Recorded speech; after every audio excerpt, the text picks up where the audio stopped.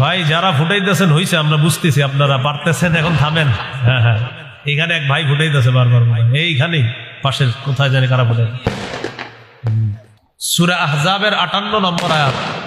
যারা আপনারা আতশবাজি ফুটাচ্ছেন, এখনই কোরআনের অনুবাদ দেখে নেন। পাপের বোঝা বহন করে কবরে যেতে হবে, সূরা আহজাব 58। এখনই যারা আতশবাজি ফুটাচ্ছেন, এখনই কোরআনের বাংলা অনুবাদ থাকলে দেখেন। ইহুদি খ্রিস্টানদেরকে অভিভাবক বানানোর যে ক্ষতিগুলা, দুইটা ক্ষতি হইল। এক, তাগুত ছেড়ে আর এক তাগুত ধরলে পরিণতি এটাই হবে। এক তাগুত ছেড়ে আরেক তাগুত ধরা, বৃষ্টি থেকে বাঁচার জন্য ঝর্ণার নিচে দাঁড়ানো, নাই? এজন্য আমরা তাগুত থেকে এখনো মুক্ত হতে পারিনি। খেলাফত ব্যবস্থা ছাড়া মুসলিম জাতির ভাগ্যের পরিবর্তন হতে পারে না। এই জন্য ওইদিকে মুসলিম জাতি এগিয়ে যেতে হবে। হ্যাঁ, মুসলিম জাতি ওই দিকেই এগিয়ে যেতে হবে। হ্যাঁ, তো লানা রাসূলুল্লাহ সাল্লাল্লাহু আলাইহি সাল্লাম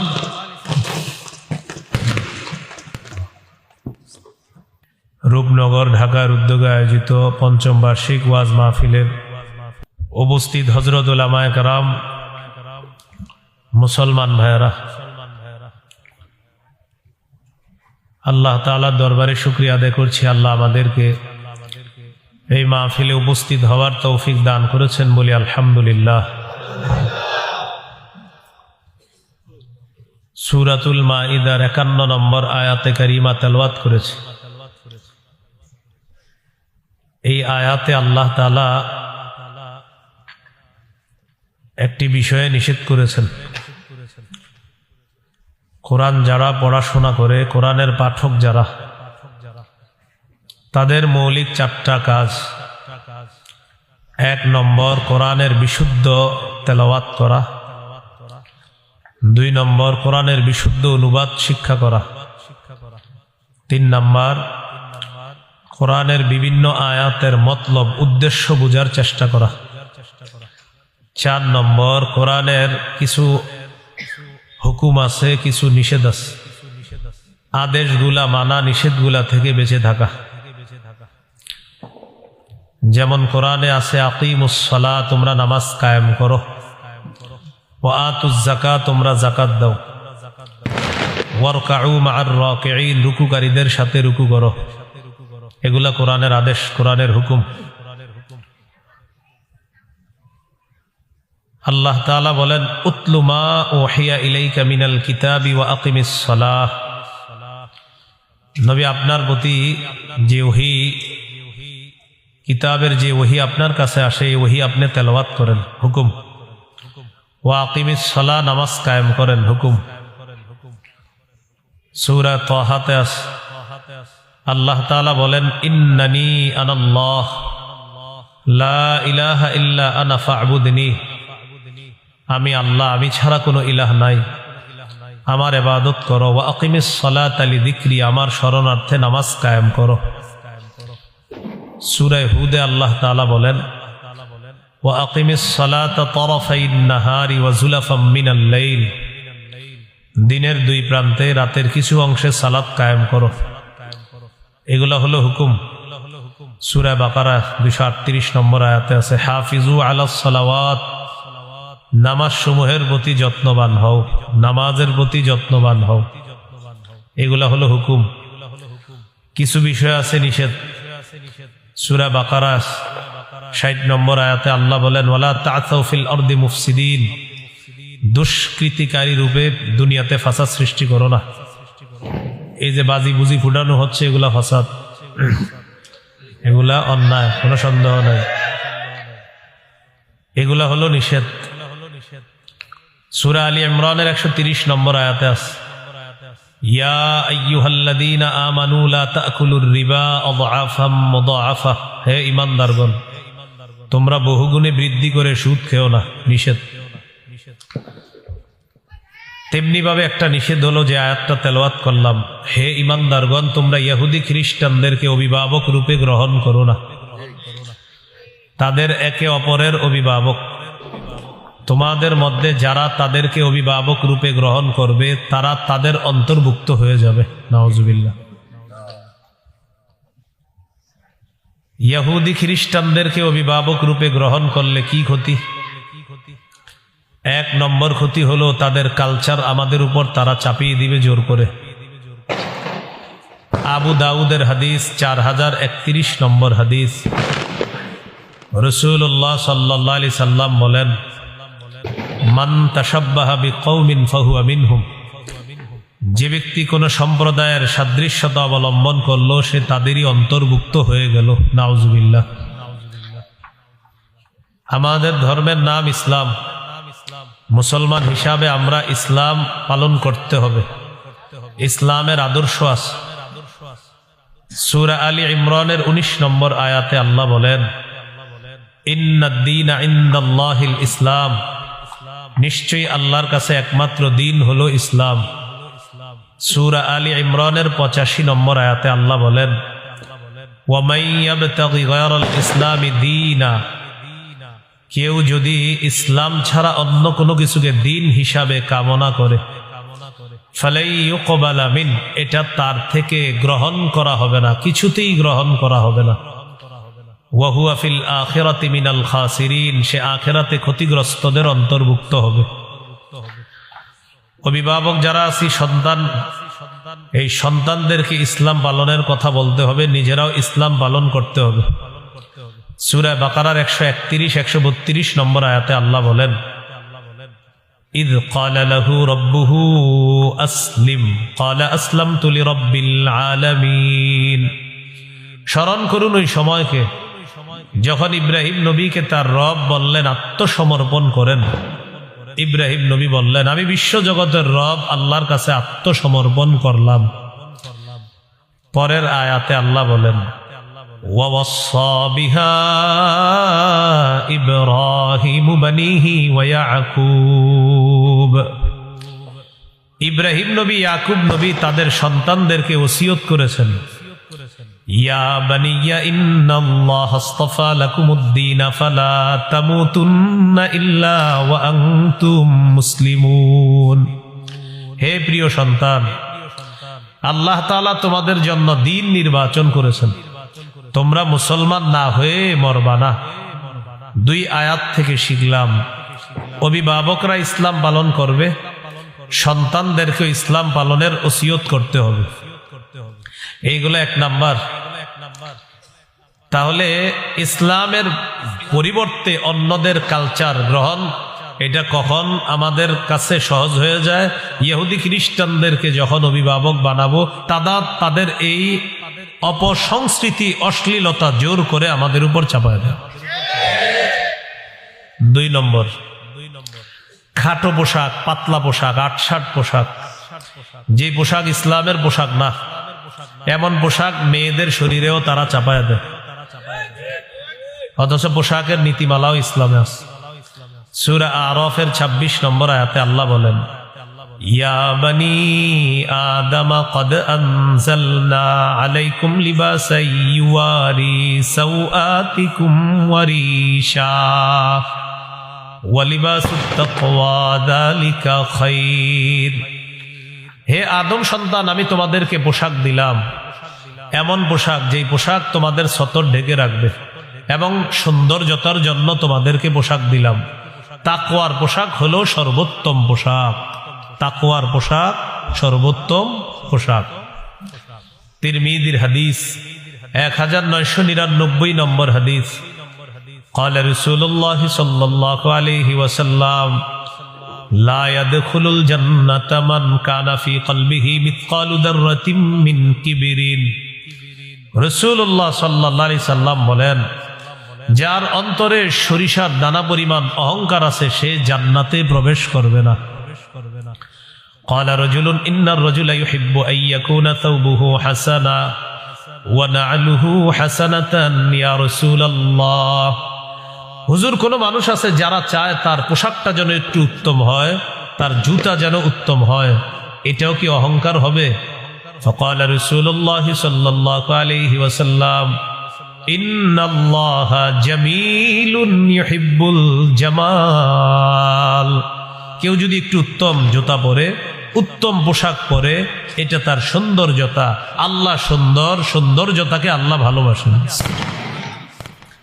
হাদিসের শেষে আছে অহংকার কাকে বলে? আল কিবিরু বাতরুল হাক্কি ওয়া গামতুন নাস। অহংকার হলো সত্যকে অস্বীকার করা, মানুষকে ছোট করে দেখা। অহংকার হলো সত্যকে অস্বীকার করা, মানুষকে ছোট করে দেখা, এটা হলো অহংকার। ইসলামে পোশাকের যেমন নীতিমালা আছে, মনে রাখবেন পোশাক মৌলিকভাবে 3 প্রকার। কয় প্রকার? বলেন ওয়াজিব, মুস্তাহাব, হারাম। ওয়াজিব হলো যে পোশাক সতর ঢেকে রাখবে, ততটুকু পোশাক আবশ্যক, এটা লাগবে, জরুরি। আবু দাউদের হাদিস 4017 নম্বর হাদিস। হাদিসের বর্ণনাকারী বাহজ ইবনে হাকিম, তিনি তার বাবা থেকে, তার বাবা তার দাদা থেকে, তার দাদা নবীর থেকে হাদিসটা বর্ণনা করেছেন। عن بهز بن حكيم عن أبيه عن جده قال قلت يا رسول الله عوراتنا ما نأتي منها وما نذار। বাহজ ইবনে হাকিম তার পিতা থেকে, তার পিতা তার দাদা থেকে, তিনি বলেন আমি রাসূলুল্লাহ সাল্লাল্লাহু আলাইহি সাল্লামকে জিজ্ঞাসা করলাম, ওগো আল্লাহর নবী, কতটুকু সতর খোলা রাখবো আর কতটুকু সতর ঢেকে রাখতে হবে আপনার কাছে জানতে চাই। فقال رسول الله صلى الله عليه وسلم احفظ عورتك إلا من زوجتك أو ما ملكت يمينك। রাসূলুল্লাহ সাল্লাল্লাহু আলাইহি সাল্লাম বলেন, তোমার স্ত্রী ছাড়া সবার সামনে তুমি সতর ঢেকে রাখতে হবে। তো তিনি আবার প্রশ্ন করলেন, ইদা কানাল কওমু বা'দুহুম আলা বা'দিন। হুজুর, যখন অনেকজন একসাথে থাকে, ম্যাচে অনেকে আপনারা ভাড়া থাকেন, 4 জন বন্ধু একসাথে, মহিলা হোস্টেলে মেয়ে 3-4 জন একসাথে থাকে, তখন সতরের কি মাসালা? ফাকাল রাসূলুল্লাহ সাল্লাল্লাহু আলাইহি ওয়াসাল্লাম ইন ইসতাতা'তা আন লা ইয়ারায়ান্নাহা আহাদুন ফালা ইয়ারায়ান্নাহা। রাসূলুল্লাহ সাল্লাল্লাহু আলাইহি সাল্লাম বলেন, যথাসম্ভব একজন পুরুষ অপর পুরুষের সতর দেখবে না, একজন নারী অপর নারীর সতর দেখবে না। সাহাবী প্রশ্ন করলেন, ইদা কানার রাজুলু খালিয়ান ইয়া রাসূলুল্লাহ, হুজুর কেউ যদি ঘরে একা থাকে তখন সতর কি হবে? ঘরে একা আছেন, দরজা বন্ধ, জানালা বন্ধ, তখন সতরের কি মাসালা? ফাকাল রাসূলুল্লাহ সাল্লাল্লাহু আলাইহি ওয়াসাল্লাম আল্লাহু আহাক্কু আইয়ুস্তাহিয়া মিনহু মিনান নাস।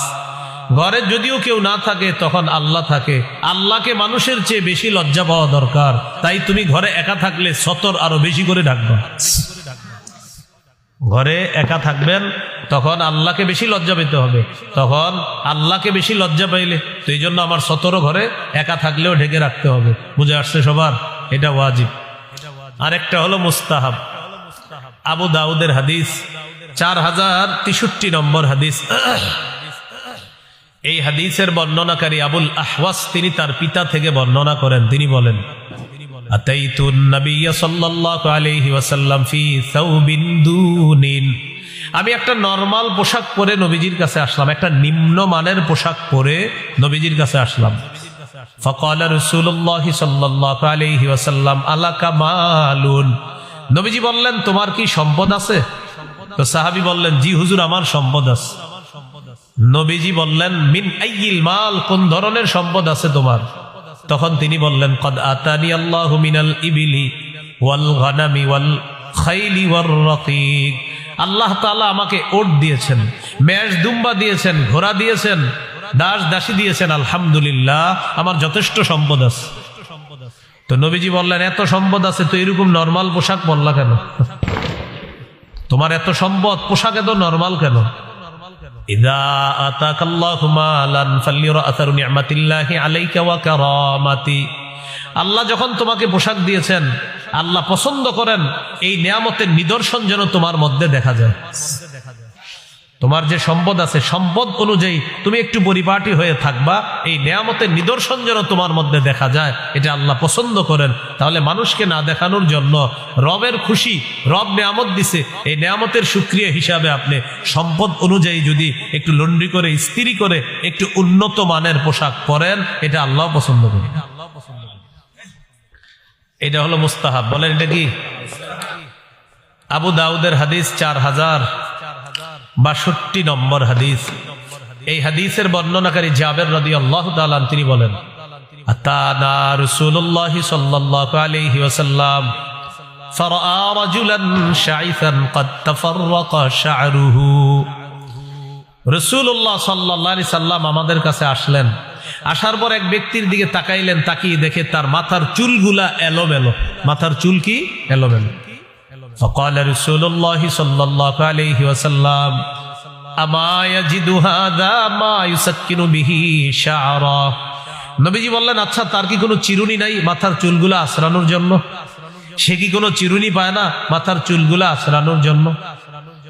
وراى رجلا اخر عليه ثياب وسخا। আরেক ব্যক্তিকে দেখলেন তার শরীরে ময়লা কাপড়।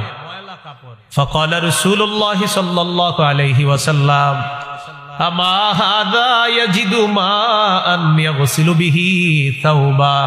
নবীজি বললেন, আচ্ছা সে কি পানি পায় না কাপড়গুলা ধোয়ার জন্য? তাহলে চুল এলোমেলো, বললেন চিরুনি নাই আছড়ানোর জন্য। এরপরে দেখলেন কাপড় ময়লা, নবীজি বললেন সে কি পানি পায় না এই কাপড় ধৌত করার জন্য? এই কথা বলার পর এখান থেকে আমরা বুঝে আসতেছে হাদিস থেকে, একটু পরিপাটি হয়ে থাকা, চুলগুলা আপনার একটু আছড়ায়া তেল দেওয়া, এটা ইসলাম নিষেধ করে না, এটা উৎসাহিত করে। তাহলে বলেন, যার 2 বছর গোসল করে না, 1 বছর গোসল না করে চুলগুলা জটলা বানায় আর বিভিন্ন মাজারে ঘুরে আর চুলগুলা ভয়ঙ্কর এক স্টাইল ধারণ করে, লাল কাপড় অথবা সালা পরে আর দাবি করে পীর, তার মুরিদও জমে যায়, নিঃসন্দেহে এটা ভণ্ডামি ছাড়া আর কিছু না। আবার সালা পরার পর তার মুরিদ হয়। কেন? আমার কথা হলো মুরিদ তো অনেক হয়েছে। এখন বলেন 1 লাখ মুরিদ যদি 1 টাকা করে চাঁদা উঠায় কত হয়? তো তার সামনে আপেল আনে, কমলা, আঙ্গুর সবকিছু আনে, কিন্তু 1 সেট জামা কেউ হাদিয়া আনে না। কেন? হ্যাঁ, বুঝলাম প্রথমে উনি গরিব ছিলেন। তো পীর সাহেবের এখন তো মুরিদ আছে, মুরিদরা কি দেখে না আমাদের পীর সাহেবের জামা না, একটা জামা হাদিয়া দিই? আপেল দেয়, কমলা দেয়, আঙ্গুর দেয়, সব দেয়, কিন্তু জামাটা হাদিয়া দেয় না। কেন? কারণ পীর এবং মুরিদ উভয় দল জানে যে আমার এই ভণ্ডামির ইনভেস্ট হলো আমার এই পোশাক, এই পোশাক এটা হলো আমার ইনভেস্ট। কারণ আমার ইনভেস্ট এটা হলো এই সালা আর চুলগুলা জটলা রাখা, আমার পীরগিরি ঠিকই তো আছে এটার উপরে। তো এই জন্য এটা খুলবে না। এমনি আপনার আপেল, কমলা, আঙ্গুর সব খায়, খিচুড়ি খায়, বিরিয়ানি খায়, কিন্তু জামা পরিবর্তন করে না। তাহলে ইসলাম কি এগুলা বলছে? বলেন না। ইবনে মাজার হাদিস 1056 নম্বর হাদিস। জুমার নামাজের দিন রাসূল সাল্লাল্লাহু আলাইহি সাল্লাম বয়ান করতেছে, আন্নান নবী সাল্লাল্লাহু আলাইহি ওয়াসাল্লাম খাতাবান নাস ইয়াউমাল জুমুআ। জুমার দিন নবীজি বয়ান করতেছে। ফারাআ আলাইহিম থিয়াবান নিমার। তাকায়া দেখে কিছু সাহাবীর শরীরে আপনার কাজের পোশাক, যে পোশাক পরে কাজ করে ওই পোশাক পরে তারা জুমার নামাজে আসছে। فقال رسول الله صلى الله عليه وسلم أما على أحدكم إن وجد ساعة أن يتخذ ثوبين لجمعة سوى ثوبي مهنته। শোনো, তোমাদের যাদের সামর্থ্য আছে তারা কাজের পোশাকের পরিবর্তে জুমার সালাতের জন্য আলাদা 2 জোড়া পোশাক সংগ্রহ করে রাখবা। জুমার নামাজের দিন ওই 2 জোড়া পোশাক পরে তোমরা জুমার সালাতে আসবা। এখান থেকে বোঝা যায় সামর্থ্যবানদের জন্য তারা কাজের পোশাক খুলতে হবে আর আলাদা সুন্দর 2 জোড়া পোশাক পরে জুমার নামাজে যাওয়া, এটা তাদের জন্য উত্তম। তাহলে জুমার নামাজ, ঈদের নামাজ, এই নামাজগুলা একটু উত্তম পোশাক পরে পড়া, এটা ইসলাম উৎসাহিত করছে। তাহলে বলেন তো, উত্তম পোশাক পরা ইসলামে কি নিষেধ আছে? 3 নাম্বার হারাম পোশাক, এটা একটু মন দিয়ে শোনেন। বলেন সবাই, কি পোশাক? হারাম পোশাক। সমস্যা নেই, হারাম পোশাকটা একটু মন দিয়ে শোনেন। 1 নাম্বার, পুরুষের জন্য রেশম হারাম। 2 নাম্বার, পুরুষ নারীর পোশাক পরবে না। 3 নাম্বার, নারী পুরুষের পোশাক পরবে না। 4 নাম্বার, অহংকারের পোশাক পরবে না। 5 নাম্বার, বিধর্মীদের পোশাক পরবে না। 6 নম্বর, 8-7 খাটো ছোট পাতলা পোশাক এটা পরবে না, যেগুলো অলরেডি পরে আমাদের মুসলিম তরুণীরা ইতিমধ্যে বিভিন্ন হোটেলে গিয়ে অবস্থান করতেছে। 12টার পরে মদ, পাশাপাশি নাচা নাচি ইত্যাদি শুরু হবে। 1 নাম্বার, রেশমের পোশাক, এটা হারাম। সহিহ মুসলিমের বর্ণনা 2069 নম্বর হাদিস। قال رسول الله صلى الله عليه وسلم لا تلبسوا الحرير فإنه من لبسه في الدنيا لم يلبسه في الآخرة। রাসূলুল্লাহ সাল্লাল্লাহু আলাইহি সাল্লাম বলেন, তোমরা রেশমের পোশাক পরিধান করো না।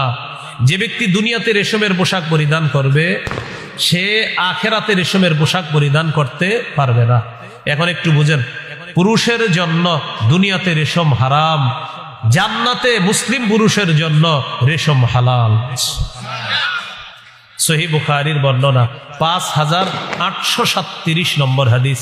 এই হাদিসের বর্ণনাকারী হুযায়ফা রাদিয়াল্লাহু তাআলা তিনি বলেন, নাহানা নবী সাল্লাল্লাহু আলাইহি ওয়াসাল্লাম আন নাশরাবা ফি আনিয়াতিদ যাহাবি ওয়াল ফিদ্দা ওয়া আন লুবসিল হারিরি ওয়াদ দিবাজ ওয়া আন নাজলিসা আলাইহি। নবীজি আমাদেরকে স্বর্ণ রূপার পাত্রে পানাহার করতে নিষেধ করেছেন, মোটা পাতলা রেশম পরতে নিষেধ করেছেন, রেশমের উপর বসতেও নিষেধ করেছেন। পুরুষরা রেশমের পোশাক পরবো না, রেশমের কাপড়ের উপর বসবো না। বিভিন্ন বাসায় বেড়াতে যান, সোফার উপরে বসেন না, গেলে অনেকের সোফায় আপনার রেশমের সুতা থাকে, আল্লাহ জানে নাকি, ঠিক আছে। তো রেশমের সুতা থাকে, কারুকার্য, ওটাতে কিন্তু বসবেন না। এটা নারীকে বসতে দিবেন, আপনার মেয়েকে বসতে দিবেন। পিছনে ছোট্ট একটা বালিশ থাকে, এই বালিশে অনেক সময় রেশমের সুতা দিয়ে কারুকার্য থাকতে পারে। হ্যাঁ, তো এরকম যদি থাকে এটা আপনি পিছনে দিবেন না। এরকম যদি রেশমের কারুকার্য থাকে, বুঝে আসছে কথাটা? এখন যদি রেশম থাকে, বা সামান নবী বলছে আমি রেশম পরিধান করব না, আমি রেশমের উপর বসবো না, এটার উপর আমি হেলাত দিব না, এটা নারীরা দুনিয়াতে ব্যবহার করবে, আমার জন্য আখিরাতে। বলেন আমাদের জন্য কোথায়? আমাদের জন্য যে আখিরাতে, এই ব্যাপারে সরাসরি একটা হাদিস আছে, সুবহানাল্লাহ। সহিহ বুখারী 5633 নম্বর হাদিস। রাসূলুল্লাহ সাল্লাল্লাহু আলাইহি সাল্লাম বলেন, লা তাশরাবু ফি আনিয়াতিদ যাহাবি ওয়াল ফিদ্দা আল্লাহ ওয়ালা তালবাসুল হারীরা ফাইন্নাহা লাহুম ওয়া লাকুম ফিল আখিরা। রাসূলুল্লাহ সাল্লাল্লাহু আলাইহি সাল্লাম বলেন, তোমরা স্বর্ণ রূপার পাত্রে পানাহার করবা না, তোমরা রেশমের পোশাক পরবা না। তো রাসূলুল্লাহ সাল্লাল্লাহু আলাইহি সাল্লাম বলেন, তোমরা রেশমের পোশাক, এদিকে তাকান তাকান, সমস্যা নেই, আল্লাহ তাআলা বুঝদান করেন। রাসূলুল্লাহ সাল্লাল্লাহু আলাইহি সাল্লাম বলেন, তোমরা রেশমের পোশাক পরবা না। এখন নবীজি দুইটা বাক্য বলেছেন, খুব সুন্দর। ফাইন্নাহা লাহুম ওয়া লাকুম ফিল আখিরাহ। আমার সাথে বলেন না, বলেন ফাইন্নাহা লাহুম ওয়া লাকুম ফিল আখিরাহ। এটার অর্থ হলো, নবীজি সাল্লাল্লাহু আলাইহি সাল্লাম বলেন, বিধর্মী পুরুষদের জন্য দুনিয়াতে রেশম, তোমরা মুসলিম পুরুষের জন্য আখিরাতে রেশম। কি সুন্দর বাক্য আমাদের নবীজি সাল্লাল্লাহু আলাইহি সাল্লাম বলেছেন। আমি মাঝে মাঝে এই বাক্যটা আপনার এই পোশাকের আলোচনায় যখন আমার একা একা খুব মনে পড়ে, আর খুব ভালো লাগে, আমাদেরকে কত মায়া করে বলতেছে, ফাইন্নাহা লাহুম ওয়া লাকুম ফিল আখিরাহ। ও আমার উম্মত, বিধর্মীদের জন্য দুনিয়াতে, তোমরা আমার মায়ার মুসলিম উম্মত, তোমাদের জন্য আখিরাতে। এই হলো রেশম পুরুষ পরবে না, নারীদের জন্য রেশম পরা জায়েজ আছে। সহিহ মুসলিমের বর্ণনা 2071 নম্বর হাদিস। আলী রাদিয়াল্লাহু তাআলা আনহুর বর্ণনা, তিনি বলেন, উহদিয়াত লিরাসূলিল্লাহি সাল্লাল্লাহু আলাইহি ওয়াসাল্লাম হুল্লাতুন সিয়ারা। রাসূলুল্লাহ সাল্লাল্লাহু আলাইহি সাল্লামের কাছে একটা রেশমের পোশাক পাঠানো হলো, রেশমের কাপড় পাঠানো হলো। ফাবাআসা বিহা ইলাইয়া। আলী রাদিয়াল্লাহু তাআলা আনহু বলেন, নবীজি রেশমের কাপড়টা আমার কাছে পাঠায়া দিছে। ফালাবিসতুহা। আমি রেশমের কাপড়টা পরিধান করলাম, মানে নবীজি নিজেই রেশমের কাপড়টা পরছে। নাউজুবিল্লাহ। হযরত আলী বলেন, নবীজির কাছে রেশমের পোশাকটা আমার কাছে পাঠাইছে, তো হযরত আলী বলেন, আমি রেশমের কাপড়টা পরিধান করলাম। তো করার পর নবীজির কাছে গেছি, এটা গায়ে ঝুলাইয়া নবীজির কাছে গেছি। ফাআরাফতুল গাদাবা ফি ওয়াজহিহি। আমি নবীজির চেহারা মুবারকের মধ্যে রাগের ছাপ দেখতে পেলাম। ওই যে রেশমের কাপড় আমি ঝুলাইছি, হযরত আলী বলেন, এই জন্য নবীজির চেহারায় রাগের চিহ্ন দেখতে পেলাম। তো নবীজি আমাকে বললেন, ইন্নী লাম আবআত বিহা ইলাইকা লিতালবাসাহা। ইন্নামা বাআসতু বিহা ইলাইকা লিতুশাক্কিকাহা খুমরান বাইনান নিসা।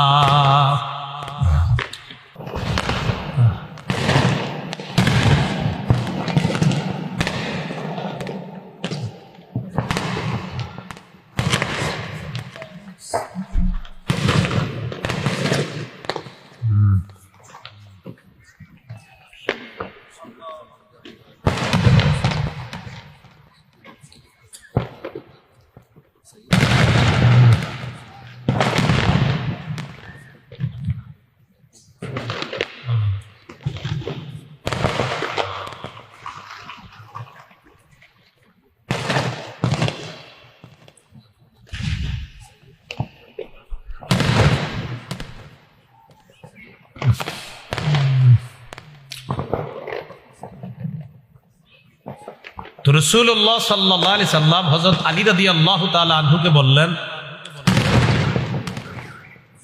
আমি রেশমের পোশাক, রেশমের কাপড় তোমাকে পরিধান করার জন্য পাঠাইনি, আমি তোমার কাছে এটা পাঠিয়েছি লিতুশাক্কিকাহা খুমরান বাইনান নিসা, তুমি এটা টুকরা টুকরা করে নারী সদস্য যারা আছে তাদেরকে ওড়না হিসাবে ব্যবহার করার জন্য দিবা, এই জন্য এটা পাঠিয়েছি। তো বুখারীর বর্ণনায় আসছে 5840 নম্বর হাদিসে হযরত আলী বলেন, ফাশাক্কাকতুহা বাইনান নিসা, আমি নারীদের মাঝে এটা ওড়না বানায়া বন্টন করে দিয়ে দিলাম মেয়েরা পরিধান করার জন্য।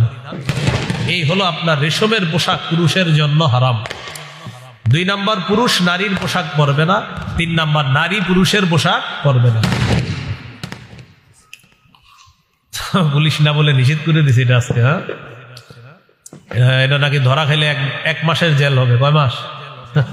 হ্যাঁ, আজকে পুলিশ বললো, এটা শুনলাম। হ্যাঁ,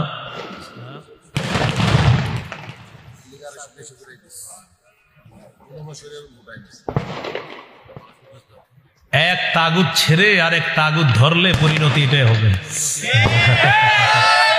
নাই, এক তাগুত ছেড়ে আরেক তাগুত ধরা, বৃষ্টি থেকে বাঁচার জন্য ঝর্ণার নিচে দাঁড়ানো।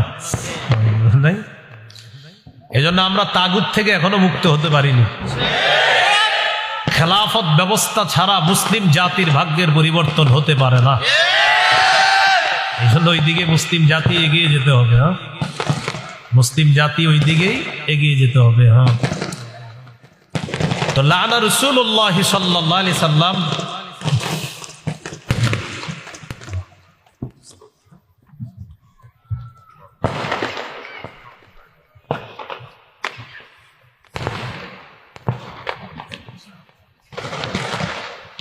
বয়ান শুরু করলে বাড়ায় দেয় না।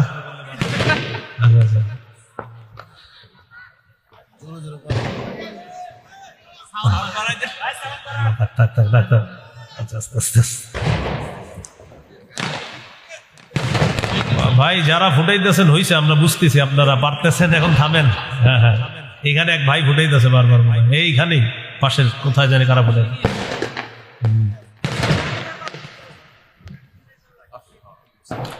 সূরা আহজাবের 58 নম্বর আয়াত। যারা আপনারা আতশবাজি ফুটাচ্ছেন, এখনই কোরআনের অনুবাদ দেখে নেন। সূরা আহজাব 58 নম্বর আয়াত। সূরা আহজাব 58, সূরা আহজাব 58।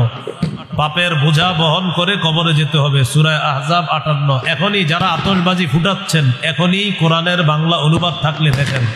সূরা আহজাবের 58 নম্বর আয়াতের অনুবাদটা এখনই দেখে নিতে পারেন। কোন সূরা, কত নম্বর আয়াত? যারা আতশবাজি ফুটাচ্ছেন, এখনই ঘরে বাংলা অনুবাদ থাকলে অনুবাদটা পড়েন, পড়ার পর সিদ্ধান্ত নেন ফুটাবেন কিনা। সূরা আহজাবের 58 নম্বর আয়াত। সূরা আহজাবের 58 নম্বর আয়াতে আল্লাহ আলোচনা আসতো, আমার আজকে যে আলোচনা করতেছি ওইটাতে চলে আসতো, এরা আগেই শুরু করে দিচ্ছে। হ্যাঁ হ্যাঁ, ইহুদি খ্রিস্টানদেরকে অভিভাবক বানানোর যে ক্ষতিগুলা, 2টা ক্ষতি হইল। তো দ্বিতীয় ক্ষতিটা ছিল পোশাক। তো পোশাকের ক্ষেত্রে একটা হারাম পোশাক আলোচনা করতেছিলাম। পুরুষ নারীর পোশাক পরবে না, নারী পুরুষের পোশাক পরবে না। লানা রাসূলুল্লাহ সাল্লাল্লাহু আলাইহি ওয়াসাল্লাম আর রাজুলা ইয়ালবাসু লিবসাতাল মারআ ওয়াল মারআতা তালবাসু লিবসাতার রাজুল, যেই পুরুষ নারীর পোশাক পরে আর যেই নারী পুরুষের পোশাক পরে তার উপর আল্লাহ রসুল অভিশাপ দেয়। আল্লাহ রসুল তার উপর অভিশাপ। গায়ে হলুদ অনুষ্ঠানে ছেলেরা দেখবেন এক কালারের ড্রেস পরে, 5 জন 6 জন 10 বন্ধু 20 বন্ধু একই কালারের ড্রেস বানায়। ওই ড্রেস বানিয়ে তারা কি করে, একটা ওড়না বানায়, এই ওড়নাটা পা পর্যন্ত ঝুলায় রাখে। পিছন দিয়ে গিয়ে বলবেন আসসালামু আলাইকুম খাদিজা আপা কেমন আছেন। পুরুষ আপনি জানেন, তারপরে বলবেন যে ভাই, বলবেন যে আপনাকে বলবে আমি তো পুরুষ, তুমি আমার খাদিজা বলবেন আপনি ওড়না পেঁচাইছেন তো এই জন্য আমি ভাবলাম। কিছু ছেলে কানে ছিদ্র করে কানে ধুল পরে, এটাও স্পষ্ট নিষেধ, এটাও কি স্পষ্ট নিষেধ।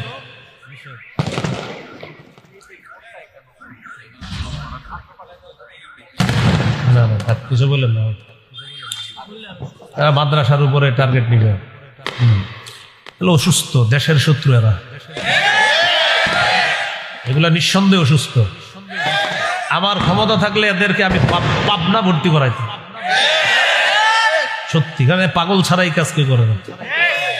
আর যাদের বাপ মা শুনতেছেন আপনার সন্তান পাগল, আপনার সন্তান পাগল বলে আতশবাজি ফুটাচ্ছে, এই পাগল সন্তান তাড়াতাড়ি পাগলাখানায় ভর্তি করেন, পাগল ছাড়া এই কাজ কেউ করবে না।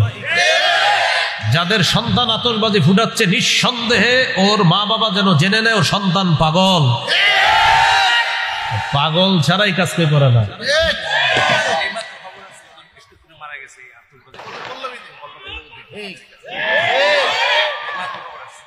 পল্লবীতে একজন স্ট্রোক করে মারা গেছে আতশবাজির আওয়াজে, এই মাত্র খবর আসছে। তো এই জন্য যারা অভিভাবক শুনতেছেন আপনার সন্তানকে ভর্তি করান, তাড়াতাড়ি ভর্তি করান, এই যেন আগামী বছরের আগে সুস্থ হয় আর এই জাতীয় অসুস্থ মার্কা কাজ না করে।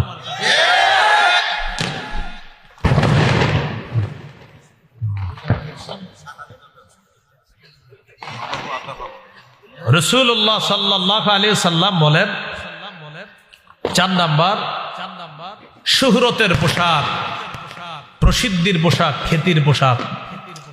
এই পোশাক যারা পরিধান করবে, নবীজি বলেন মান লাবিসা সাওবা শুহরাতিন আলবাসাহুল্লাহু ইয়াউমাল কিয়ামাতি সাওবা মাদাল্লাহ, যে ব্যক্তি খ্যাতির পোশাক পরিধান করে আল্লাহ কিয়ামতের ময়দানে তাকে লাঞ্ছনার পোশাক পরায়া দিবে, নাউজুবিল্লাহ। 5 নাম্বার বিদর্মীদের পোশাক। আব্দুল্লাহ ইবনে আমর ইবনুল আস রাদিয়াল্লাহু তাআলা আনহু বলেন, রাআ রাসূলুল্লাহ সাল্লাল্লাহু আলাইহি সাল্লাম আলাইয়া সাওবাইনি মুআসফারাইন, নবীজি আমার শরীরে 2টা রঙিন পোশাক দেখছে, এই পোশাকের রংগুলো সুন্দর ছিল না। নবী আমাকে বললেন হাজিহি মিন সিয়াবিল কুফার, এগুলা কাফেরদের পোশাক, ফালা তালবাসহা, এগুলা পরিধান করবা না। কিছু ছেলে কুটিপতির সন্তান দেখবেন প্যান্ট পরে ছেঁড়া প্যান্ট, এখানে ফাড়া, এখানে ছেঁড়া, এখানে ছেঁড়া। হ্যাঁ, আগে ছেঁড়া প্যান্ট যারা পড়তো আমরা ভাবতাম সে ভিক্ষুক ফকিন্নি, তো এখন কুটিপতির সন্তান ছেঁড়া প্যান্ট পরে। তো এই জন্য এলাকার মসজিদের ইমাম সাহেব যারা শুনতেছেন, আপনারা যদি কোনো কোটিপতির সন্তানকে দেখেন ছেঁড়া প্যান্ট পরে, আপনি মসজিদের মুসল্লিদের থেকে চান্দা উঠায় তাকে প্যান্ট কেনার ব্যবস্থা করে দিন, কারণ তার আব্বার সব টাকা আছে, বাড়ি গাড়ি করার টাকা আছে, তারও টাকা আছে, শুধু প্যান্ট কেনার টাকা নাই। তো এই জন্য আমরা এটা কিনে দিতে হবে।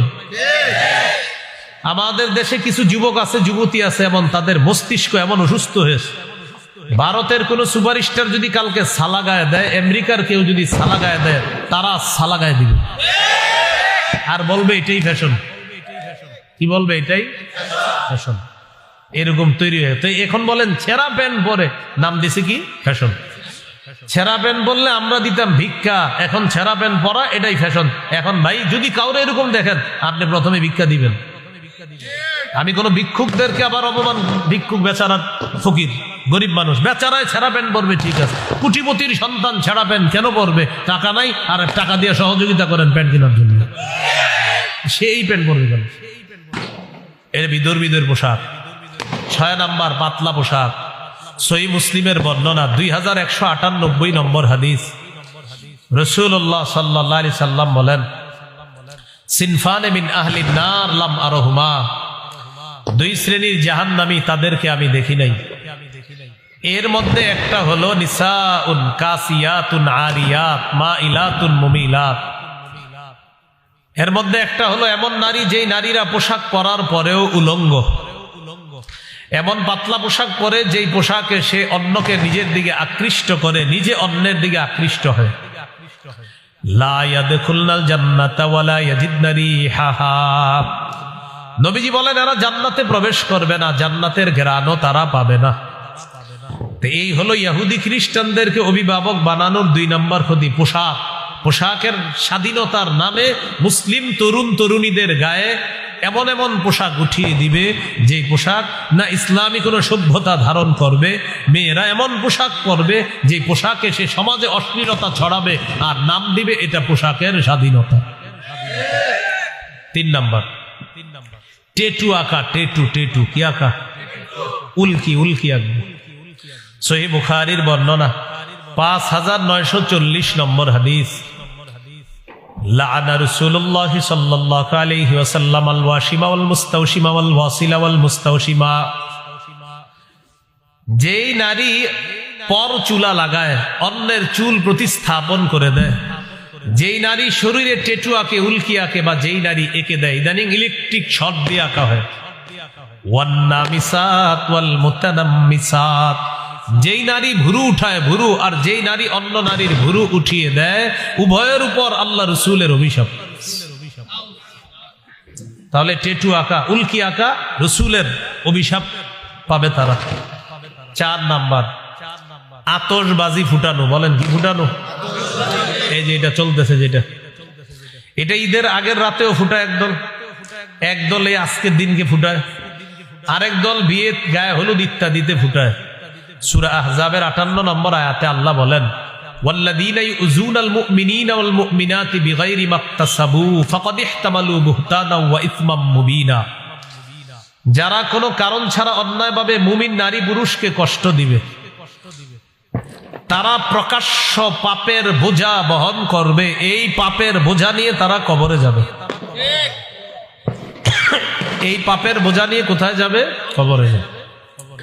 তাহলে বলেন, কোন দিবসকে কেন্দ্র করে এইখানে যারা আমার আলোচনা শুনছে, তো আমরা আজকে তো ফুটাবো না, আমরা কোন দিবস ঈদের আগেও না, বিয়েতে, গায়ে হলুদ, কোথাও আমরা আতশবাজি জীবনেও আমরা এগুলা করবো না ইনশাআল্লাহ। আপনার বন্ধু যারা আছে তাদেরকেই দাওয়াত দেন। 5 নাম্বার গান বাজানো। এটা এখনো বাকি আছে। আজকে একটু পরে গান শুরু হবে, কিন্তু এখন তো মাত্র স্যাম্পল দেখলেন। গানের নিয়মটা হবে এমন, কিছু ছেলে ক্রিকেট খেলার আয়োজন করবে, পাশে আপনার 2টা বক্সে জোরে জোরে গান বাজাবে, খিচুড়ি পাকাবে, রাত 4টা বাজে খিচুড়ি খেয়ে তাহাজ্জুদ করে ঘুমিয়ে যাবে। এ হলো 5 নাম্বার আপনার গান। এই গান নতুন বর্ষকেও স্বাগত জানায়।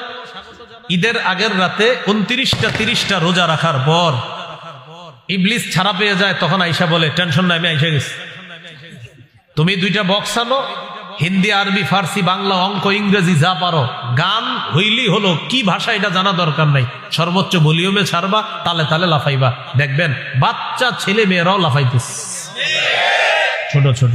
এ তো আপনারই সন্তান, আপনার সন্তানকে এই সভ্যতা আপনি বড় করছেন কেন? সূরা তাহরিমের 6 নম্বর আয়াতে আল্লাহ বলেছেন, কু আনফুসাকুম ওয়া আহলিকুম নার। নিজে এবং পরিবারকে আগুন থেকে বাঁচাও, নিজেকে এবং পরিবারকে আগুন থেকে বাঁচাও। কু বাঁচাও, প্রোটেক্ট, সেভ, প্রোটেক্ট আনফুসাকুম, ইউরসেলফ, ওয়া আহলিকুম এন্ড ইউর ফ্যামিলিজ নার এগেইনস্ট আ ফায়ার। ফায়ার অর্থ কি?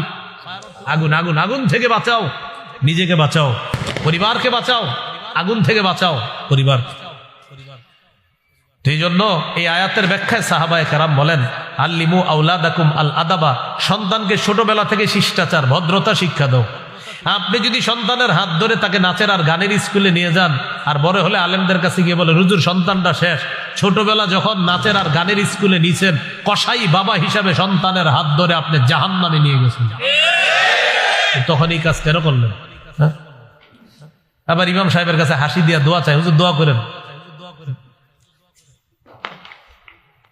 গান গানের ব্যাপারে শুধু এতটুকু মনে রাখবেন, আমার যেই বিষয়টা আর কি গানের ব্যাপারে আমি যেই বিষয়টা আমার সবচেয়ে গুরুত্ব লাগে গানের ব্যাপারে, নবীজি কোরআন তেলাওয়াত করতেন, কাফেররা নবীজির তেলাওয়াত শুনতো চুপি চুপি, মজা লাগতো।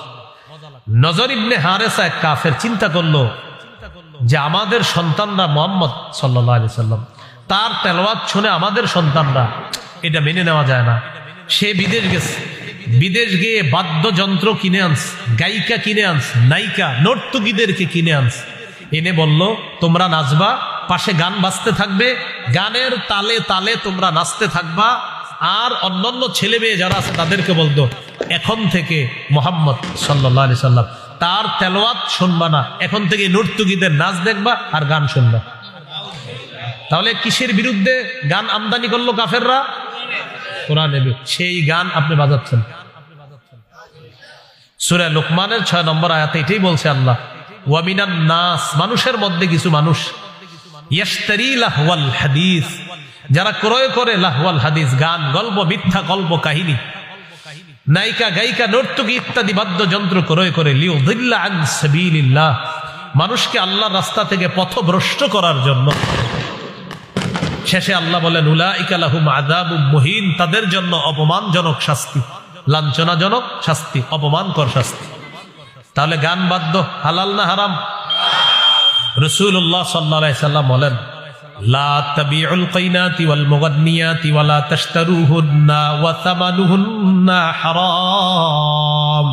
তোমরা নায়িকা গায়িকা বিক্রি করবা না, কিনবাও না, এক্সপোর্ট করবা না, ইম্পোর্ট করবা না, বাংলাদেশের কোনো গায়ক গায়িকা নায়িকা ইত্যাদি তাদেরকে সৌদি আরবে পাঠাইবা না, আর বিদেশের কাউকে বাংলাদেশে এনে 3 কোটি টাকা দিবা না। হ্যাঁ, আসলেই ঠিক, নবী নিষেধ করছে। মানে এটা যে আমি বলছি বলে ঠিক এরকম না, আসলেই ঠিক। ওয়াসামানুহুন্না হারাম, এই উপার্জন হারাম, রাসূল সাল্লাল্লাহু আলাইহি সাল্লাম বলেছেন। তাহলে আপনারা যারা মোবাইলে ডাউনলোড করেন গান, ডাউনলোড করতে টাকা যায় কিনা? এই যে টাকা গেল, এমবি খরচ করলেন, এটাও এই হাদিসের অন্তর্ভুক্ত। আপনি গান কিনলেন, এখন অনেকে মাথায় এসে পড়ছে হুজুর তাহলে কিনবো না, আজকে থেকে দেখবো, শুধু দেখলে এমবিতে টাকা খরচ হয় কিনা, এটাও এই হাদিসের অন্তর্ভুক্ত। আপনি টাকা দিয়ে গান ক্রয় করে দেখতেছেন।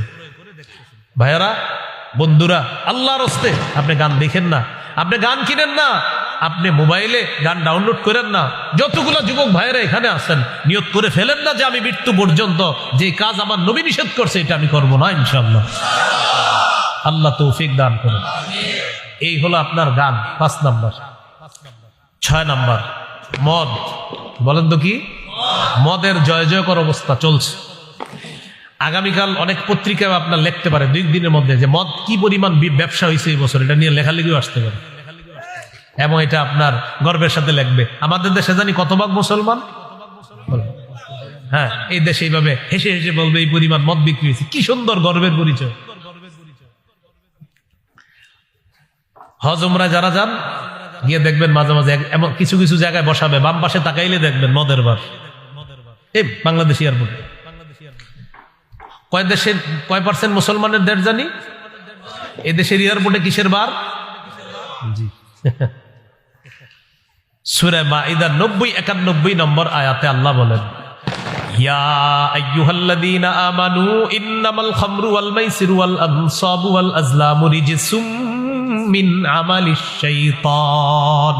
হে ঈমানদারগণ, বলেন আমার সাথে, মদ, জুয়া, মূর্তি, ভাগ্য নির্ণয়ক স্বর, সাপ দিয়ে ভাগ্য গণনা করা, ময়না পাখি, টিয়া পাখি, হাতের রেখা ইত্যাদি দেখে ভাগ্য গণনা করা, বলেন নাপাক। তাহলে বিভিন্ন রাস্তার মোড়ে দেখবেন আছে যে ভারত থেকে 6 বারের পুরস্কার প্রাপ্ত জ্যোতিষী, ওখানে গিয়ে আপনি হাতের রেখা দেখাইতেছেন। রাসূলুল্লাহ সাল্লাল্লাহু আলাইহি সাল্লাম বলেন মান আতা আররাফান আও কাহিনান ফাসাদ্দাকাহু বিমা ইয়াকুল, কেউ যদি গণকের কাছে যায় আর তার কথা বিশ্বাস করে, ফাকাদ কাফারা বিমা উনজিলা আলা মুহাম্মাদিন সাল্লাল্লাহু আলাইহি সাল্লাম, মুহাম্মদ সাল্লাল্লাহু আলাইহি সাল্লামের উপর যা নাজিল করা হয়েছে সে সবকিছু অস্বীকার করলো। গণকের কথা বিশ্বাস করলো মানে আমি নবীর কোটা দিনটাকে সে অস্বীকার করলো। হাত দেখে এমনি দেখবেন হাতে একটু দাগ থাকে, তো কিছু মানুষ কাজ করে না, তাদের দাগটা একটু বেশি থাকে, তো দাগ দেখবেন আপনার দাগ এত বেশি কেন? আচ্ছা ঠিক আছে, কি সমস্যা? ওহো 3002 টাকা লাগবে। বেশি মেজর প্রবলেম না, হালকা প্রবলেম আছে, এটা উদ্ভট টাইপের একটা অঙ্ক বলবে 3002। আপনি মনে করবেন ভাই রে হইতেও পারে, তাই 3002 বলবে কেন? হ্যাঁ, তখন আপনি আগ্রহী হন না, কি বলেন? এগুলা কি বিশ্বাস করা যাবে? তাহলে আজকে থেকে রাশি ফল পড়বেন না, পেপারে আসে না কি ফল, এগুলো পড়া যাবে না। তাহলে মদ বলেন নাপাক, মদ জুয়া। হ্যাঁ, এখন আপনারা শোনেন, যারা অনেক ভাইয়ারা আপনারা জুয়া খেলেন মোবাইলে, এই ওভারে 10 রান হবে, এই ওভারে 5 হবে, এই বলে 6 হবে, এই বলে 4 হবে, এই বলে 11 রানের বেশি দিবে না বলার, এই বলে ব্যাটসম্যান 15-র উপরে নিবে। এই যে জুয়া খেলেন, গ্রামগঞ্জে হয় চা স্টলের সামনে দাঁড়ায় নগদ, আর শহরেরটা হয় মোবাইলে অ্যাপসের মাধ্যমে। হারাম। এটা কি জুয়া? কি হ্যাঁ, জুয়া হারাম। এই হারাম। হ্যাঁ হ্যাঁ জি, অনেক বন্ধু আছে আপনাদের, তারা হয়তো এই জুয়া খেলতেছে, তাকে আপনি নিষেধ করেন যে জুয়া হারাম, তুমি এখানে ইনভেস্ট করবা না। হাজার হাজার টাকা এখানে ইনভেস্ট করছে ছেলেরা এই অ্যাপসে, এটা হারাম। তাহলে বলেন মদ নাপাক, বলেন মদ, জুয়া, মূর্তি, ভাগ্য গণনার ইত্যাদি বিষয়গুলা আল্লাহ তাআলা বলেন ফাজতানিবুহু, তোমরা বেঁচে থাকো, লাআল্লাকুম তুফলিহুন, যাতে তোমরা সফলকাম হও। এবার একটা দৃশ্য দেখেন, গান, নাচানাচি, মদ। একদিক দিয়ে নাচানাচি হবে, আরেক দিক দিয়ে গান হবে, আরেক দিক দিয়ে মদ চলবে, ঠিক না? আমাদের নবী অবিকল 3টা কথা এক হাদিসে বলছে। সুবহানাল্লাহ। দেখছেন, সুবহানাল্লাহ কেন বললাম? যে আমাদের নবী 1500 বছর আগে আল্লাহ প্রদত্ত কথাগুলা কি সুন্দর করে জবান দিয়ে বলে গেলেন, আর অবিকল একসাথে মিলে গেছে। ইবনে মাজার 4020 নম্বর হাদিস, রাসূলুল্লাহ সাল্লাল্লাহু আলাইহি সাল্লাম বলেন, লা ইয়াশরাবান্না নাসুম মিন উম্মতি আল খামরা ইউসাম্মুনাহা বিগাইরি ইসমিহা। আমার উম্মতের একদল মদ পান করবে, নামটা পাল্টায় দিবে মদের, মানে মদের নাম মদ দিবে না, বিয়ার, মাস্তুদ, কানাডা ড্রাই, শ্যাম্পেন, ইয়াবা, বাবা, গাজা, হিরোইন, আফিম, ডাইল ইত্যাদি, ভ্যান, গাড়ি, চা স্টলের চিপা চুপায় দাঁড়ায় ইত্যাদি। নবীজি বলেন আমার উম্মতের একদল মদ পান করবে, মদের নামটা দিবে তারা পাল্টায় দিবে। এরপরে কি বলে দেখেন, ইউজাফু আলা রুউসিহিম বিল কাইনাতি ওয়াল মুগান্নিয়াত, তাদের মাথার উপরে নর্তকীরা নাচানাচি করবে আর গান বাজাইতে থাকবে, অন্য দিক দিয়ে গানের তালে তালে তারা মদ পান করতে থাকবে। নবী বলছে এরকম হবে। আপনারা বলেন হবে না অলরেডি শুরু হয়েছে? আল্লাহ আমাদেরকে হেফাজত করেন। এ হলো 6 নম্বর ক্ষতি। মনে আছে কিসের ক্ষতি? ইহুদি খ্রিস্টানদেরকে অভিভাবক বানানোর ক্ষতি। 7 নম্বর ক্ষতি, জিনাকে হালাল মনে করা। কাকে? আপনারা শহরের মানুষ অনেকে শোনেন মন দিয়ে। ইদানিং একজনে বলা বলি করতেছে যে আমি আর ওমকে, আমরা দুইজন একই ছাদের নিচে লিভ টুগেদার সম্পর্কে ছিলাম। লিভ টুগেদার মানে হলো একই ছাদের নিচে স্বামী স্ত্রীর মতো থাকবে, কিন্তু স্বামী স্ত্রী না, স্বামী স্ত্রী না। আবার বলতেছে আমরা যে দুইজন একই ছাদের নিচে ছিলাম, বিবাহ বহির্ভূত সম্পর্ক করেছি, আমাদের মা বাবাও সমর্থন দিয়েছে। নাউজুবিল্লাহ তো বললেন। আরেকটা ঘটনা শোনা, এটা শুনলে কি বলবেন দেখেন। সে আবার একটা স্টেটাস, একটা লেখা দিছে এরকম, আমাদের দেশে ডিভোর্স নরমালাইজ হয়েছে, আশা করা যায় লিভ টুগেদারটাও নরমালাইজ হয়ে যাবে ইনশাআল্লাহ। শেষে লেখছে কি ইনশাআল্লাহ? শেষে লেখছে ইনশাআল্লাহ। একদম একদম 2 চোখকে আমি পড়ছি। তাহলে তো আরো সুন্দর হয়ে গেল। তাহলে এই যে ইনশাআল্লাহ লেখাটা আমি নিজে আরুনি বলতেছি, এটা লাইভে বলছে, তাহলে তো হয়ে গেল, আরো প্রমাণ হয়ে গেল।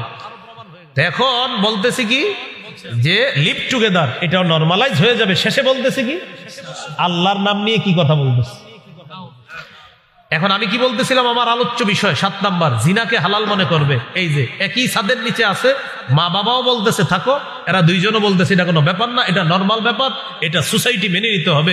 নবী বলেন সহিহ বুখারীর 5590 নম্বর হাদিস, লা ইয়াকুনান্না মিন উম্মতি আকওয়াম ইস্তাহিল্লুনাল হিররা, আমার উম্মতের এক দল হবে যারা জিনাকে হালাল মনে করবে। জিনাকে কি মনে করবে? ওয়াল খামরা, মদ হালাল মনে করবে। ওয়াল মাআজিফা, বাদ্যযন্ত্র হালাল মনে করবে। সংসদে দাঁড়ায় বলবে বুখারী, মুসলিম, আবু দাউদ, তিরমিজি, নাসাই, ইবনে মাজাহ, মেশকাত সব পড়ছি, গান হারাম। তো আমি কই পাইলাম? আরে এই যে বুখারীর হাদিসটা, তো এটা সিয়াসিত্তার ভিতরে না বাহিরে? ঠিক আছে, হাসেন, পরে হাসেন, আগে শোনেন। বুখারীতে পড়ছে তো পায় নাই, তো এটা বুখারীর ভিতরে না বাহিরে? বলতেছে পায় নাই। সংসদটা পুরা একটা পাগলা গারদ বানায় ফেলছিল। এই জন্য আল্লাহর কাছে দোয়া করবেন, আল্লাহ আমাদের দেশে একজন পুরুষ শাসক দেন। কি শাসক? আরেকটা দোয়া করবেন, বলেন আল্লাহ কিয়ামতের আগে আমাদের দেশে আর কোন নারী প্রধান চাই না। কি চাই না? সবাই বলেন কেন? আরো জোরে বলেন, আরেকটু জোরে বলেন, বোমার আওয়াজের চেয়ে জোরে বলেন। এতক্ষণ বললেন না, ওদেরকে থামানোর দরকার ছিল। নবীজি জবাব দিয়েছেন, রাসূলুল্লাহ সাল্লাল্লাহু আলাইহি সাল্লাম বলেন, লা ইউফলিহা কওমুন ওয়াল্লাহু আমরাহুম ইমরাআ, ওই জাতি কিছুতেই সফল হবে না যেই জাতি তাদের নেতৃত্বে কোনো নারী বসায় দেয়। এই জন্য দোয়া করতে হবে, বলবেন যে আল্লাহ 4 গুণওয়ালা একজন পুরুষ শাসক দিয়ে দেন, নামাজ কায়েম করবে, যাকাতের বিধান চালু করবে, সৎ কাজের আদেশ করবে, অসৎ কাজের নিষেধ করবে। বলেন সূরা হজ 41 নম্বর আয়াত, মানে ওখানে আছে আর দলিল আছে, আল্লাযীনা ইম্মাক্কানাহুম ফিল আরদ। আল্লাহ তাআলা বলেন, আমি যাদেরকে দুনিয়ার শাসন ক্ষমতায় বসাই তাদের কাজ হবে 4টা। আকামুস সালাহ, তারা নামাজ কায়েম করবে, ওয়া আতাউজ যাকাহ, যাকাত প্রতিষ্ঠিত করবে, ওয়া আমারু বিল মারুফ, সৎ কাজের আদেশ করবে, ওয়া নাহাউ আনিল মুনকার, অসৎ কাজের নিষেধ করবে। আপনি একটু চিন্তা করে দেখেন, ওমর ফারুক রাদিয়াল্লাহু তাআলা আনহুর মতো একজন শাসক কল্পনা করেন, আর এই বাজি ফুটানোগুলা কল্পনা করেন, থাকতো চামড়া? সাহস পাইতো না। ওমর ফারুক রাদিয়াল্লাহু, এই জন্য বলছিলাম খেলাফত ব্যবস্থা ছাড়া আমাদের ভাগ্যের পরিবর্তন হবে না।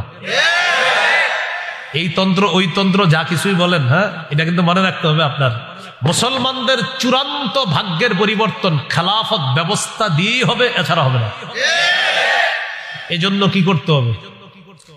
না, বলেন আমার সাথে, বলেন বলেন, খেলাফত ব্যবস্থার পূর্ব শর্ত 2টা, করণীয় 2টা। পূর্ব শর্ত বলেন ঈমান, নেক আমল। করণীয় 2টা, দাওয়াত, জিহাদ। কি বুঝে আসছে সবার? ভাই 2 কাপ চা দিয়ে খালি নষ্টই করতেছেন, আমি তো চা পান করবো না, আপনি করেন। আগেরটা আপনি দিছেন, জবটা কিন্তু আল্লাহর কাছে, আপনি পান করেন না। তাহলে একটা ঈমান আর একটা নেক আমল, আর 2টা হলো কাজ, একটা করণীয়, দাওয়াত, জিহাদ।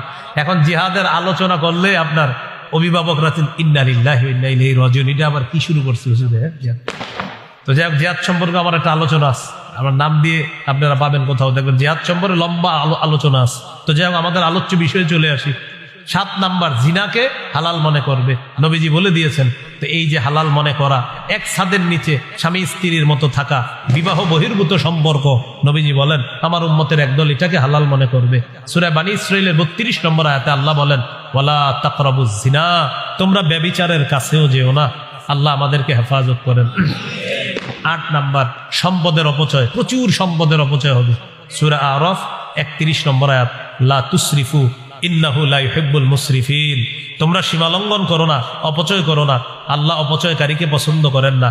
9 নাম্বার, সময়ের অপচয়। কিসের অপচয়? হ্যাঁ, প্রিয় ইস্টার্ন হাউজিংবাসী, 5টা জিনিস জীবনে মূল্যায়ন করবেন। আমি সহ সবাই প্রতিজ্ঞা করি, বলেন জীবন, যৌবন, স্বাস্থ্য, সময়, সম্পদ। জীবন, যৌবন, স্বাস্থ্য, সময়, সম্পদ। এই 5টি জিনিস মূল্যায়ন করলে দুনিয়াতেও ইনশাআল্লাহ সফল হবেন, আখিরাতেও আল্লাহ সফল করবে। এই হলো আপনার সময়। 10 নাম্বার, সর্বশেষ কথা, তাদেরকে অভিভাবক বানানোর ক্ষতি, তাদের শিরকি স্লোগান আমাদের মুখে উঠায় দিবে। এক তো হ্যাপি নিউ ইয়ার লেখা টেখা রাস্তাঘাট ফাটায় ফেলা হচ্ছে, আরেকটা হলো মুসলমানদের আবার হ্যাপি নিউ ইয়ার কি? আমরা এখন বেঁচে আছি, সকালে বাঁচবো কিনা জানি না, আমরা হলাম মুসলমান। সহিহ বুখারীর বর্ণনা, আব্দুল্লাহ ইবনে ওমর রাদিয়াল্লাহু তাআলা আনহুমা তিনি বলেন, ইদা আমসাইতা ফালা তানতাজিরিস সাবাহা, যখন তুমি সন্ধ্যা করো সকালের অপেক্ষা করো না। ওয়া ইদা আসবাহতা ফালা তানতাজিরিল মাসাআ, সকালে বেঁচে আছো তো রাতের অপেক্ষা করো না। এটাই হলো মুমিনের জীবন। মুমিনের আবার কিসের হ্যাপি নিউ ইয়ার? তাহলে মুমিনের জীবন কি?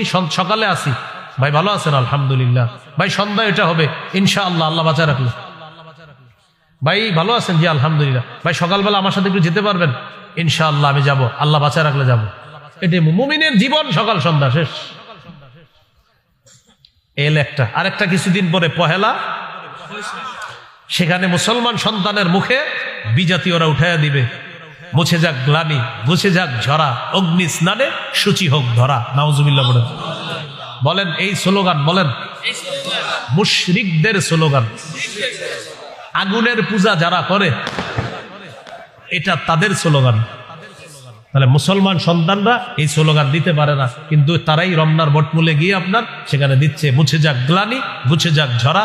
বাকিটা আমি বললাম না, কারণ ওইটাই সিরিকি স্লোগানটা একবার বলে ফেলছি মানে এটা বলে আর কি, আপনারা কিন্তু কোয়েন না। এই আগুনে পবিত্র করে, নাউজুবিল্লাহ, এটা হলো অগ্নি পূজকদের আপনার আকীদা। তো এই আকীদা আমরা রাখবো না।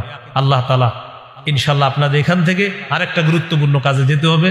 আজকে পর্যন্ত আল্লাহ তাআলা আমাদের সকলকে যে কথাগুলো শুনলাম বললাম আমরা সবাই যেন আমল করতে পারি, আল্লাহ তৌফিক দান করেন। ইয়াহুদি খ্রিস্টানদেরকে অভিভাবক বানাবো না, এটা গুরুত্বপূর্ণ। তাহলে আমাদের অভিভাবককে বলেন আল্লাহ। সূরা বাকারা 257 নম্বর আয়াত, আল্লাহু ওয়ালিয়্যুল্লাযীনা আমানু, ঈমানদারদের অভিভাবক আল্লাহ। আল্লাহ আমাদের সকলকে কথাগুলা মনে রেখে আমল করার তৌফিক দান করেন। একটা ঘোষণা দিতে বলা হয়েছে, আমার একটা সংকলন আছে মিম্বরের আমানত, এখানে ওরা নিয়ে এসেছে বলছে বলার জন্য। এটা 6 খণ্ড, ওদের কাছে সবগুলো আছে কিনা জানা নেই। প্রথম খণ্ডটা সন্তানের 64টা অধিকার, জামাই বউগুলো মুখস্থ করে ফেলবেন। প্রথম খণ্ড সন্তানের 64টা অধিকার। দ্বিতীয় খণ্ড শিরিক বেদাত কুফর তাওহীদ। তৃতীয় খণ্ড হালাল হারাম। চতুর্থ খণ্ড স্বামী স্ত্রীর অধিকার। পঞ্চম খণ্ড লা ইলাহা ইল্লাল্লাহর ব্যাখ্যা। ষষ্ঠ খণ্ড নামাজ সম্পর্কে আলোচনা। যদি এখানে সবগুলা থাকে সবগুলা নিয়ে নেন, আর যদি না পান অনলাইনে লিখবেন মিম্বরের আমানত, ওখানে অনলাইনে অর্ডার করলে ওরা বাংলা বাজার থেকে আপনার এই বাসায় এনে পৌঁছে দিবে। এই কিতাবগুলা সবাই সংগ্রহ রাখতে পারবে, ওলামা হযরত সহ সাধারণ জনগণ সবার জন্য পড়বেন, ওই অনুযায়ী আমল করার চেষ্টা করবেন। আমিন ওয়া আখিরু দাওয়ানা আলহামদুলিল্লাহি রাব্বিল আলামিন।